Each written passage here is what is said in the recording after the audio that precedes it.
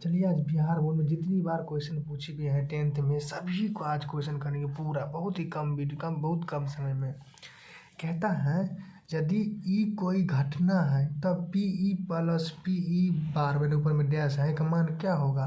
कहता है संभव और असंभव घटना का मान कितना होता है, तो संभव और असंभव घटना का मान जो होता है 1 होता है, यानी बी इसका आंसर हो जाएगा।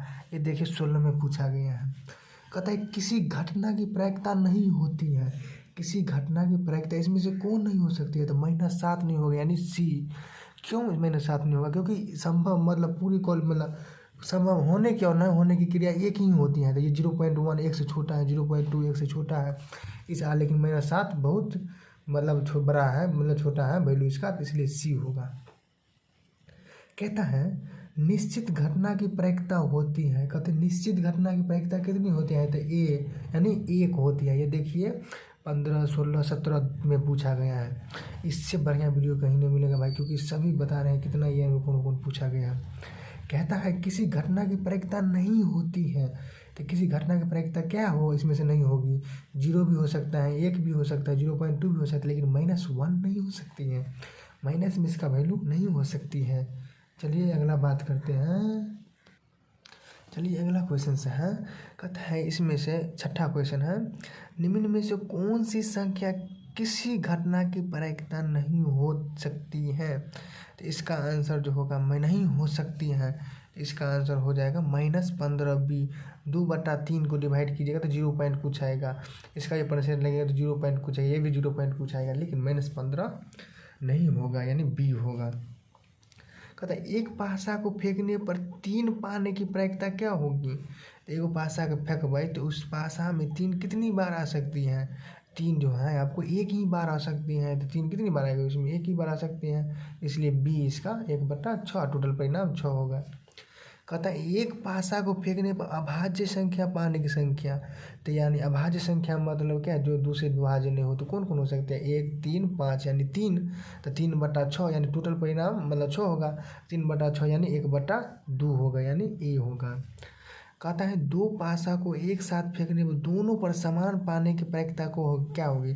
जब 2 पासा को फेंकेंगे तो 36 परिणाम आएगा समान, यानी 1 1 2 2 3 3 4 4 ऐसे करके मात्र 6 हो जाएगा, तो 6/36 यानी 1/6 इसका आंसर होगा, यानी 9 का हो जाएगा बी 1/6। अगला क्वेश्चन कहता है 10वां नंबर, कहता है एक सिक्कों को एक बार उछालने पर जीत पाने की प्रायिकता क्या होगी। एक सिक्का को जब उछालोगे, देखिए 16 में पूछा गया, 17 में पूछा गया, तो कहता है एक सिक्का को उछालने पर एक बार उछालने पर जीत पाने की प्रायिकता, जीत या पट यानी जीत तो एक ही बार आएगी, तो यहाँ पर देखिए जीत। चलिए अगले क्वेश्चन कहता है कि 7/20 का दशमलव प्रसार क्या होगा। तो 7/20 का दशमलव प्रसार जो होगा ये शांत होगा। शांत कैसे होगा, जब नीचे वाला जो होगा 20 का गुणनखंड कीजिएगा तो 2 यानी 10, 2 यानी 5 यानी कीजिएगा तो 2 2 × 2 × 5 यानी 2 दूनी 4 5 20, यानी सब शांत प्रसार का नियम क्या है कि नीचे बट्टा के नीचे में जो होता है, बट्टा के नीचे में 2 और 5 आता है तो वो शांत होता है, तो इसीलिए जो होगा इसका दशमलव प्रसार 7/20 का शांत होगा। चलिए अगला क्वेश्चन कहते हैं। अगला क्वेश्चन कहता है पाई, कहता है कि पाई 1 है, तो पाई क्या होता है, तो पाई एक परिमेय संख्या, पाई जो होता है पाई, हाँ पाई का वैल्यू जो होता है ना ये एक अपरिमेय संख्या हो। कहता है 2 संख्याओं का मौसा 15 तथा लौसा 105 है, यदि दोनों संख्याओं का एक संख्या 5 है तो दूसरी संख्या क्या होगा। जानते हैं मौसो गुने लौसो बराबर होते हैं पहली संख्या गुने दूसरी संख्या, तो लौसो दिया मौसो दिया है 15 और लौसो दिया गया है 105, और पहली संख्या दिया गया है 5 और दूसरी संख्या को मान लेते हैं x, तो 5 और 5 को काट दिए तो 5 दिया 15, 3 और 3 से गुना करेंगे तो x का वैल्यू क्या लिखा जाएगा 315, यानी इसका आंसर हो जाएगा सी 315 हो जाएगा।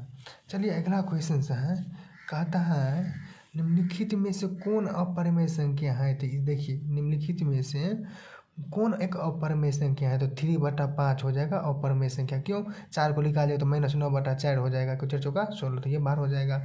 1/10 यानी 1/10 देंगे 100 तो 10 बाहर हो जाएगा, 1/10 हो जाएगा।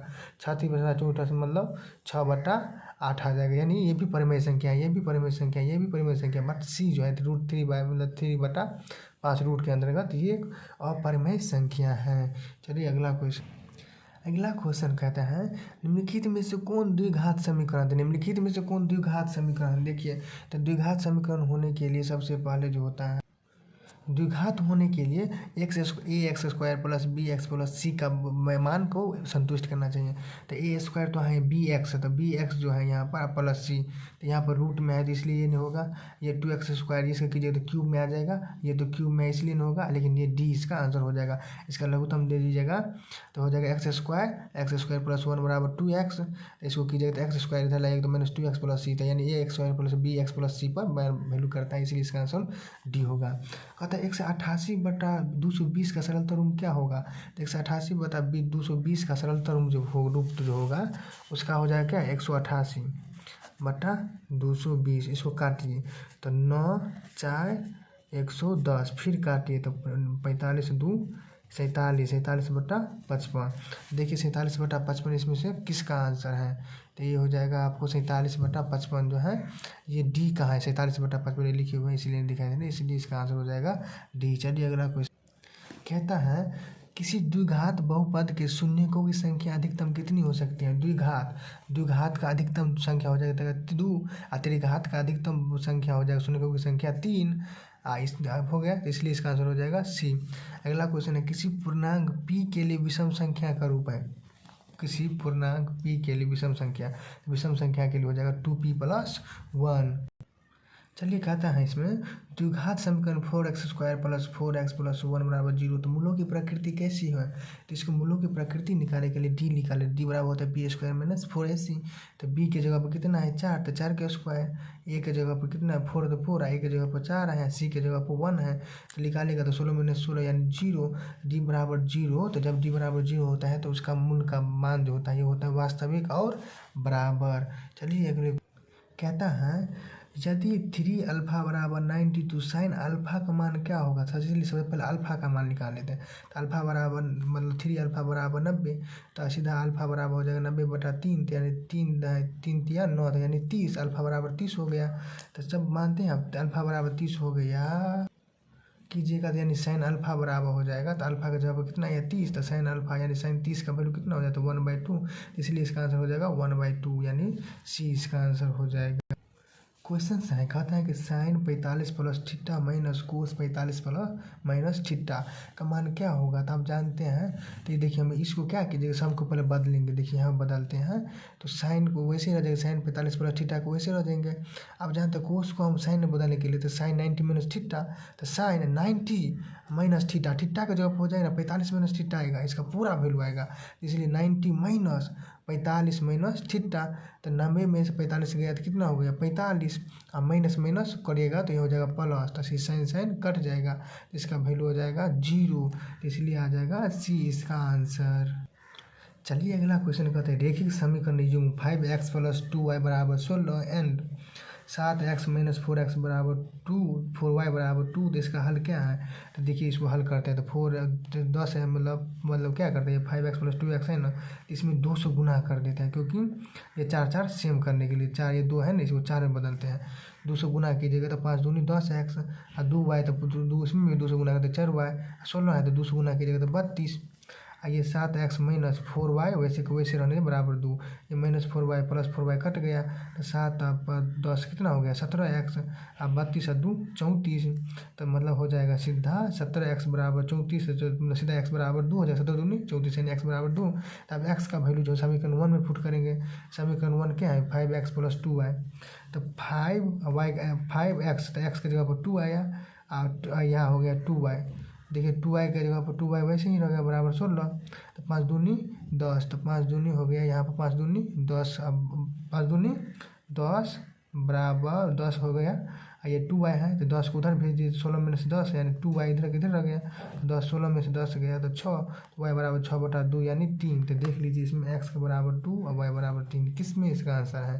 तो ये देख लीजिए ये x = 2 y = 3 यानी इसका आंसर ए हो जाएगा। अगला क्वेश्चन कहता है यदि त्रिभुज ABC और ADEF के समरूप है तो एवं इसका क्षेत्रफल ABC = 36 और दूसरा का क्षेत्रफल इतना दिया गया, तो दोनों त्रिभुजों की संगत भुजा का अनुपात। तो जानते हैं त्रिभुज के क्षेत्रफल का स्क्वायर बराबर मतलब पहला त्रिभुज के क्षेत्रफल स्क्वायर बटा दूसरा त्रिभुज के क्षेत्रफल संगत भुजा का अनुपात। तो ये देखिए, तो 36 हो गया, तो 36 का स्क्वायर मतलब 36 का निकालिएगा, जो दोनों का अनुपात निकालेंगे तो निकालते क्या हो जाएगा, 36 का हो जाएगा। ये मतलब ये स्क्वायर मतलब ये त्रिभुज का क्षेत्रफल दिया गया है, तो भुजा ज्ञात करें, तो भुजा ज्ञात करने के लिए 36 का रूट कर देंगे, इसे 36 और 49 दे देंगे, तो 36 हो जाएगा 6 अनुपात 49 हो जाएगा 7, इसका आंसर हो जाएगा 6 अनुपात 7।